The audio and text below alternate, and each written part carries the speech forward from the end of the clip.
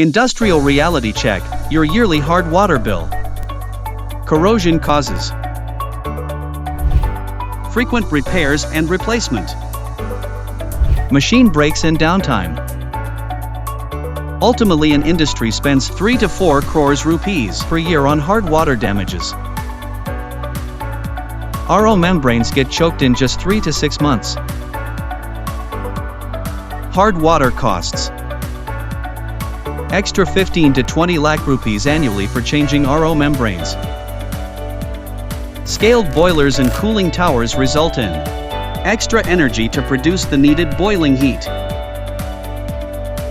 Extra power to maintain temperature in cooling towers.